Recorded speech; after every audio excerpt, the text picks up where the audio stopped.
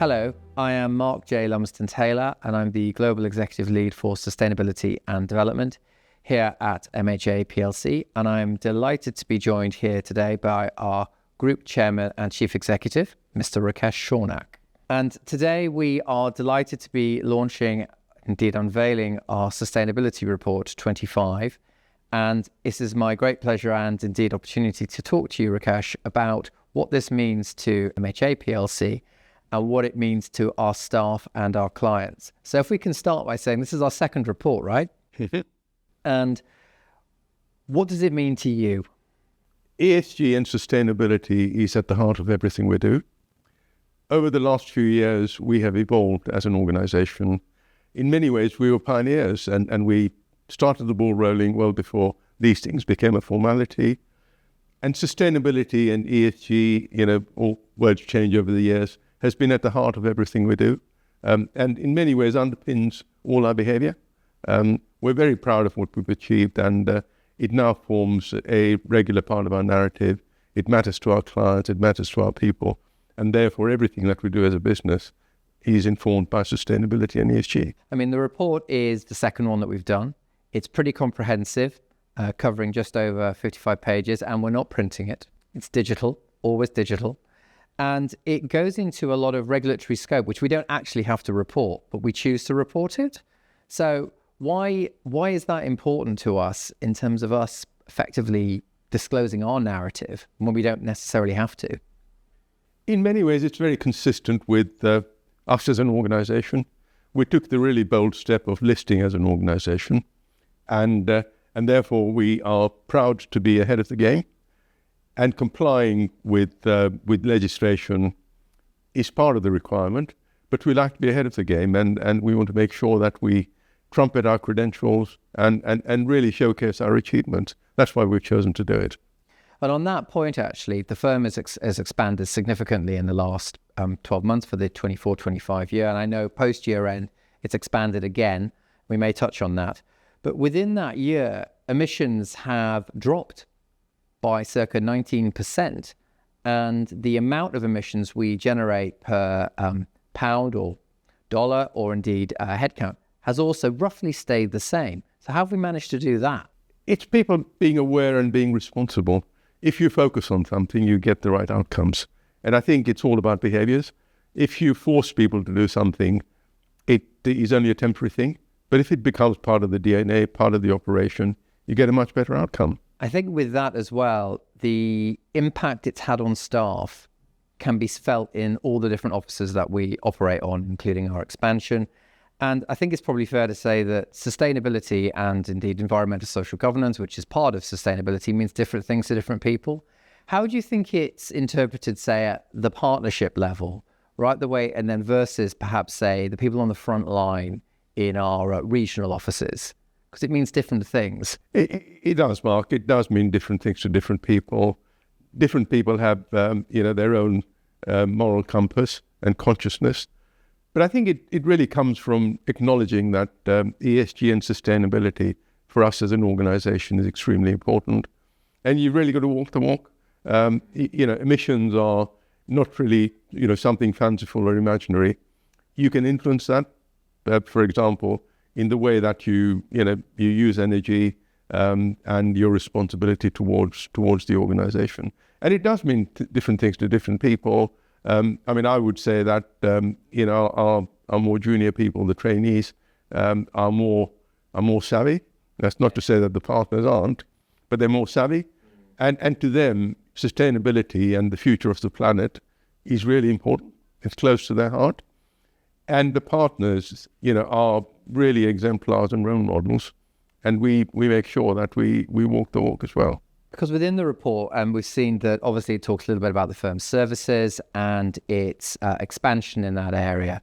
But I don't think you can be credible if, like you rightly say, you're not walking the walk. And the global head of HR and staffing, personnel, people, if you like, has talked a lot about mental health support and that societal impact, where we are helping our staff to be the best they can be, which is, people often think, it's just about emissions, but it's about more than that. Oh, it is. It's more than emissions. It's about being responsible and creating a sustainable organization. and making sure that the conscience of all our people is actually built into our operations and how we respond and how we test that. At the end of the day, you can set targets and be very sort of generic in your approach, but we actually test our approach by making sure that we continue to consult, and different things, as you say, matter to different people, and we try and keep in touch with the parts of the organization, and well-being is an element of that. Why do people have a relapse? Because things that matter to them are ignored by the organization. Yes. And this is a really good example of how we can help people who feel strongly about things such as sustainability and ESG. Slightly putting you on a spot a little bit, there are leaders out there that believe sustainability and ESG is just simply a compliance exercise. Minimum standard, minimum compliance, tick the box, and that is done, rather than those that see it as a strategic imperative. From an MHA PLC perspective, as we move into 25-26 with its growth and expansion, where do you see this lens for the firm, but also moving to? We see the journey continuing, Mark. Yes, sure, there are financial implications because nothing comes without cost. But at the end of the day, how do you measure these things? Is it a cost or a return on investment? We see this very much as an investment in our future. And certainly we see things ramping up, and we see, without holding myself hostage to fortune, we see this, this trend, the reduction in emissions, and our journey continuing and gathering momentum, and all the KPIs and indicators becoming even more favorable. For businesses and for many of our clients as well, there's this growing tension, I would say, of short-term financial implications of dealing with sustainability and ESG, and then long-term investment, taking the geopolitical aspect out of it for a moment. As with many businesses and organizations, they make statements and then they row back on them. I think the firm has stayed true to its principles from the very, very, very beginning here. And that's, I think, leveraged by our voluntary disclosure. And this year, 25-26, we are now in mandatory disclosures, United Kingdom compliant financial disclosures subject to any of the regulatory changes. It would appear that the firm is really on track with that. And it's embedding it within the organization continually. Yes, definitely, Mark. I think, one of the other things I would like to highlight is the changing footprint of the firm. Yes. We now have, a foot in the European camp, or 2 feet in the European camp now, with our journey into Ireland first and now Southeast Europe. So, we're being exposed to, different markets, and, the winning of the hearts and minds of our new team as well. I'm really pleased that, that endeavor and that journey has been very successful. Do you think that with the work that we have done as a practice, clearly it has an impact on, what we expect of our clients, we deliver ourselves? It's one of your quotes, actually, and effectively walking the walk, for want of a better phrase. Without doing that, what do you think the impact would be to our business? I think the business would be more disparate because sustainability, ESG, matters to a lot of people. And if we didn't stay true to our values and embrace wholeheartedly our ESG and sustainability journey, we wouldn't be as cohesive as an organization. And indeed, our credibility within our clients would suffer as well. Interestingly, we report a little bit about those journeys within some of our portfolios, and how increasingly people are voluntarily reporting, increasingly people are really mandating within their strategy, regulatory or not, to plan their emissions and plan their reductions, but also plan their societal and governmental impact. What topic would you say within the sustainability journey, I know ESG is something close to obviously my heart, but obviously I'm very close to your heart, would keep you awake at night, part A, and part B is what absolutely infuses you, linked to this conversation, to drive you for greater and better things? The reason I say both those questions is because the title of this report is Belief, which aligns very much to the transparency report of Driven. The one thing, I sleep very soundly, but the one thing that really does cause me to ponder is the reconciliation of what's happening out there, the noise, and this constant change in people's appetite and guidance, and whether that will have an impact on our own plans and whether we should in some way moderate our views.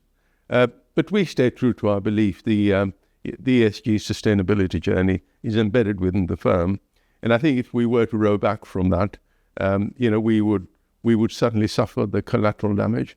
We have real belief in what we do, in the future of the planet. I know it sounds very grandiose, but in the future of the planet. And this particular initiative is really important to the firm. It's important to our people and to our clients, and certainly to the firm as well. So that's really what actually infuses you then, what drives you every day. It does, yes. Okay, and I suppose in closing, really, sustainability is here to stay. I don't think it's going anywhere. The journey of MHA PLC is continuous, and it's ever growing, ever expanding. We are heading towards our financial year end in March 26, and this will be a mandatory part of our business. For our people, all 2,700 of them, what would you say to them as the message coming out of this report that will be published very shortly? Believe in yourselves, believe in what this initiative is all about, and walk the walk. I think that's an excellent way to end. Thank you very much, Rakesh, for your time today, and also for your belief and confidence in the sustainability journey that this practice is going on. And I have absolutely no doubt we will continue to lead the way and believe in what we are trying to do. Thank you very much indeed. Thank you, Mark. Delighted to be here and talk about this particular subject. If there's any information or details you'd like to know about what MHA PLC is up to and doing and how we can help and support you, please do get in touch with us via our website on www.mha.co.uk, and we'll be delighted to help you.